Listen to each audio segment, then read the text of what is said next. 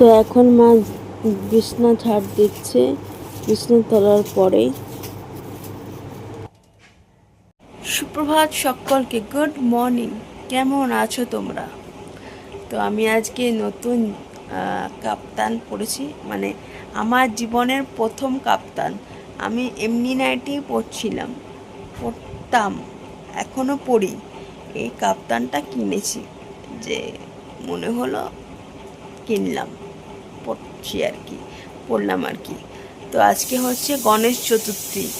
তো আগের বছর থেকেই আমরা মূর্তি কিনে আর পুজো করছি না। আমাদের ঘরেই তো পিতলের গণেশ ঠাকুর রয়েছে, সেটাকেই পুজো করছি। তো এই বছরও সেই একই নিয়ম পালন করব। বাড়িতে ছোট্ট করে আমরা গণেশ পুজো করব। তো এখন গণেশ ঠাকুরকে সুন্দর করে সাজিয়ে এখন পুজো শুরু করব। আর আমার স্নান টান করা হয়ে গেছে, কারণ আমি গণেশ পুজোটা প্রথম প্রচলন করেছিলাম। আমার আগে আমাদের পরিবারে কখনো গণেশ পুজো হতো না।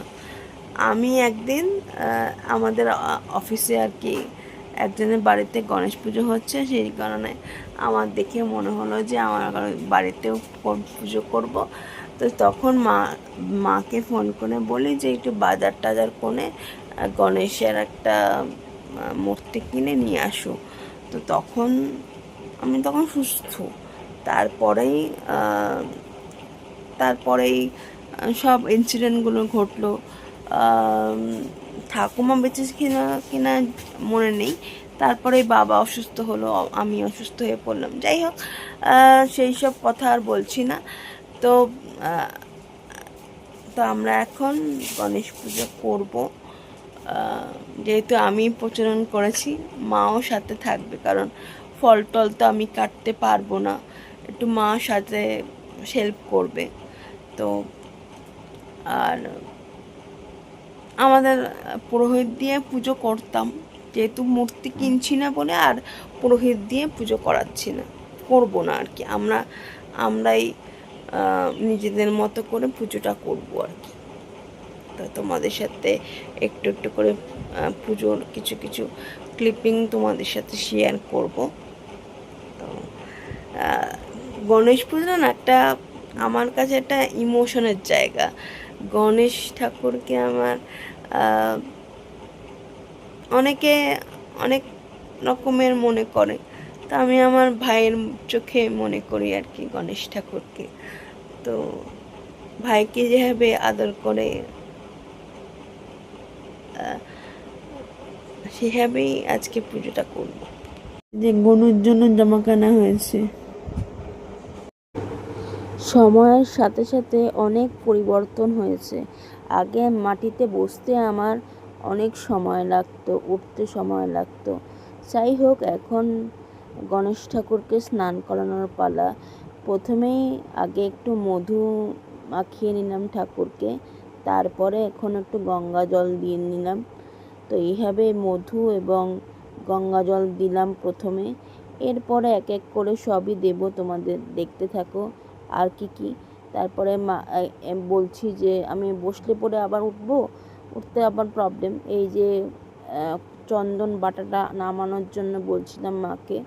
আর আমাদের এই চন্দন বাটাটা জানো তো, লাল চন্দন ঘষে না, সাদা চন্দন এখন ঘষলে পরও লালই হয়ে যায়।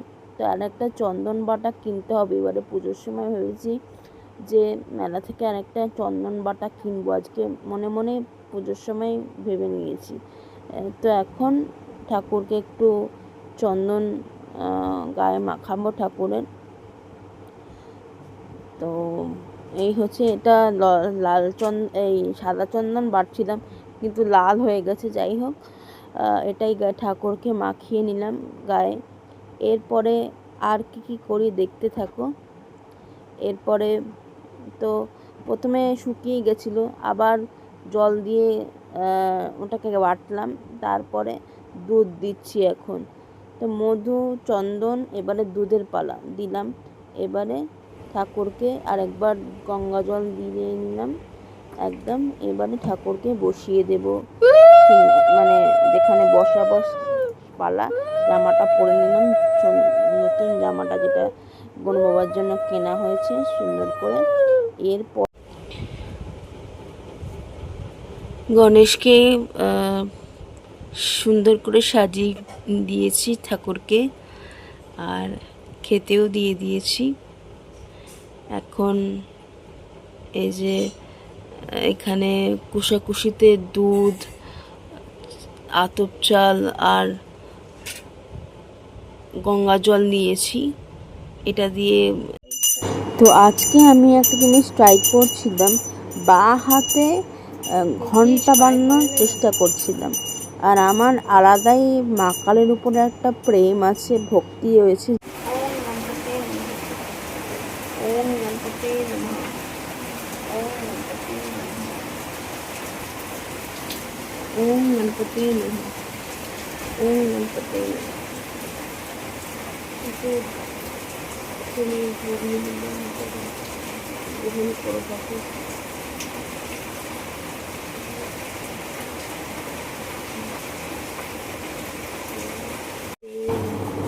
আমার ভগবানের আরাধনা করতে ভালোই লাগে, মানে ভগবানের সাথে সময় কাটাতে ভালো লাগে। আর এই কর্পূর দানি দিয়ে আরতি করতে যে কি ভালো লাগে তোমাদের বলে বোঝাতে পারবো না।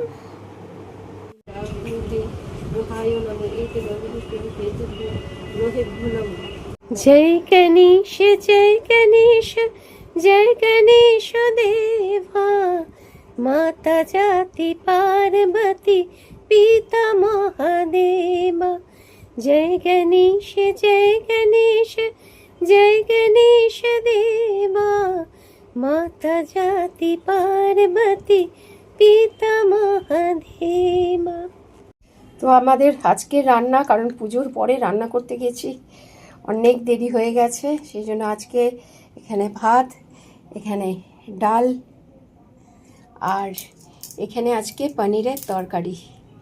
এই আজকের আমাদের লাঞ্চের মেনু।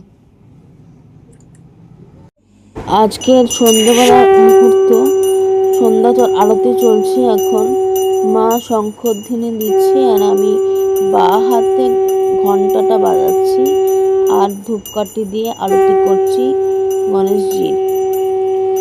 তো এখানে স্পষ্ট বোঝা যাচ্ছে যে আমি ঘন্টাটা কীভাবে বাজাচ্ছি। আর এখন আমি ভোগটা নিবেদন করছি। এই নিবেদনের স্টাইলটা আমি জানি না, এইভাবে আমার ঠাকুমা নিবেদন করতো, ভোগ নিবেদন করতো। এই স্টাইলটা আমি আমার ঠাকুমার থেকে শিখেছি। তো জয় গণেশজি, জয় হোক। তো সন্ধেবেলা মা একটু পায়েস করে দিল, তো আমরা আমাদের মতো করে পুজো করলাম। তো আজকে গণেশ চতুর্থী বেশ ভালোই কাটালাম। তো আজকের মতো ভিডিওটা এখানে এন্ড করছি। আশা করি তোমাদের গণেশ চতুর্থীও খুব ভালো কাটিয়েছো তোমরা তোমাদের মতো করে। তো যদি ভিডিওটা আমাদের গণেশ পুজোতে তোমাদের ভালো লাগে তাহলে লাইক শেয়ার করো, এবং আরেকটা ব্লগ নিয়ে কালকে আবার দেখা হবে। টাটা, সবাই ভালো থেকো, বাই বাই।